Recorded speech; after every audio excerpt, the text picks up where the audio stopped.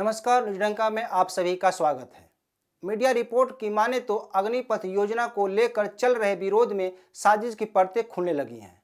शुक्रवार को जांच एजेंसियों ने राज्यों को सतर्क रहने की चेतावनी दी थी। जांच एजेंसियों ने कहा था कि इस विरोध की आड़ में उपद्रवी फायदा उठा सकते हैं और वे सरकारी संपत्तियों को नुकसान पहुंचा सकते हैं। जांच एजेंसियों की चेतावनी सही साबित हो रही है, क्योंकि अभी तक देखा गया है कि उपद्रवी सरकारी संपत्तियों को नुकसान पहुंचा रहे हैं और लूटपाट कर रहे हैं। इससे साफ है कि इस प्रदर्शन का उपद्रवी लाभ उठा रहे हैं। देखा जाए तो अग्निपथ योजना के विरोध में अगर किसी राज्य को सबसे ज्यादा नुकसान हुआ है तो वह बिहार है। बिहार के लगभग सभी जिलों में तोड़फोड़ और आगजनी की गई है। इतना ही नहीं, यहाँ लूटपाट की भी घटनाएं हुई है। चौथे दिन लगातार उत्तर प्रदेश, झारखंड, मध्य प्रदेश, राजस्थान और हरियाणा समेत कई राज्यों में विरोध जारी है। बिहार में शनिवार को कई छात्र संगठनों और आरजेडी ने बंद बुलाया था। इस बीच पुलिस ने उपद्रवियों से सख्ती से निपटने के लिए तैयारी कर ली है। बताया जा रहा है कि इस उपद्रव के पीछे कोचिंग सेंटरों का भूमिका संदिग्ध है। उपद्रव के दौरान गिरफ्तार किए गए लोगों के मोबाइल से इन कोचिंग सेंटरों के संदिग्ध मैसेज और वीडियो मिले हैं, जिस पर पुलिस का कहना है कि जिन कोचिंग सेंटरों की संदिग्ध भूमिका होगी उनके खिलाफ कार्रवाई की जाएगी। बिहार पुलिस ने साफ किया है कि इस उपद्रव में शामिल किसी को भी नहीं छोड़ा जाएगा। पुलिस का कहना है कि वीडियो फुटेज के आधार पर उपद्रवियों की निशानदेही की जाएगी और दोषी पाए गए युवकों पर केस दर्ज किया जाएगा और चार्जशीट होने के बाद नियम के अनुसार उन्हें सरकारी योजनाओं से वंचित किया जाएगा। इस बीच बिहार के 15 जिलों में इंटरनेट बंद कर दिया गया है।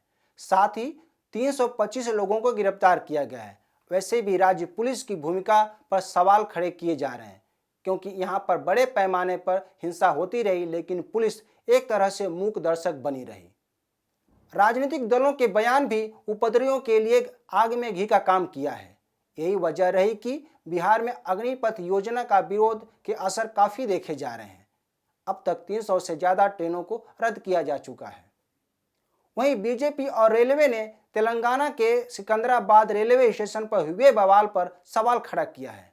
बीजेपी का आरोप है कि केंद्र सरकार को शर्मिंदा करने के लिए यहां के रेलवे स्टेशन पर बवाल होने दिया गया। एक मीडिया रिपोर्ट में कहा गया है कि तेलंगाना पुलिस को पता था कि कई राज्यों में पहले से ही अग्निपथ योजना को लेकर युवा बवाल कर रहे हैं, तो फिर यह चूक कैसे हुई? रेलवे अधिकारी ने यह सवाल पूछा है। कहा जा रहा है कि व्हाट्सएप ग्रुपों पर खुलेआम हिंसा की अपील की गई, बावजूद इसके यहां की पुलिस इसे नजरअंदाज किया। रिपोर्ट में यह भी कहा गया है कि सिकंदराबाद रेलवे स्टेशन पर विरोध प्रदर्शन करने वाले शाम 6 बजे बिना कारण बताए ही चले गए।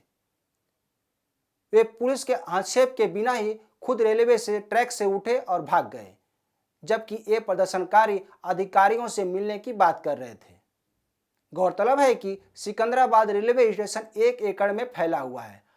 अग्निपथ योजना के विरोध के दौरान यहां केवल 50 पुलिसकर्मी की मांग की गई थी, जिस पर सवाल खड़े किए जा रहे हैं। वहीं अग्निपथ योजना के विरोध में कैंपस फ्रंट ऑफ इंडिया यानी कि CFI की भूमिका संदिग्ध है। मीडिया रिपोर्ट में खुफिया एजेंसियों के हवाले से दावा किया गया है कि उत्तर प्रदेश में हो रहे विरोध प्रदर्शन में पुलिस को कुछ सुराग हाथ लगे हैं, जिनमें CFI की गतिविधियां पर संदेह है। बता दें कि CFI popular front of India यानी PFI की ही एक इकाई है।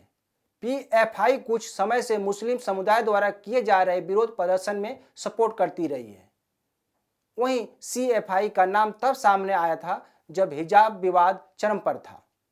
कर्नाटक सरकार ने इस संगठन के बारे में ब्यौरा भी मांगा था। वैसे मैंने पिछली वीडियो में कहा है कि इस योजना के विरोध में साजिश की बू आ रही है, क्योंकि विरोध प्रदर्शन के दौरान सरकारी संपत्तियों को नुकसान पहुंचाया जा रहा है, जो गलत है और इसका परिणाम भी भुगतना पड़ सकता है। हमारे संदेह सही साबित हो रहे हैं। बहरहाल अग्निपथ योजना युवाओं के लिए एक अवसर ही नहीं, गौरव भी है, क्योंकि अग्निपथ योजना के तहत ट्रेंड युवा देश प्रेम से ओतप्रोत होंगे और उनके संकल्प देश को समर्पित करने वाले होंगे। तो युवा विरोध छोड़कर इस योजना से जुड़े और अग्निपथ के साथ गौरव पथ पर चले। यह वीडियो कैसी लगी हमें कमेंट कर जरूर बताएं। नमस्कार।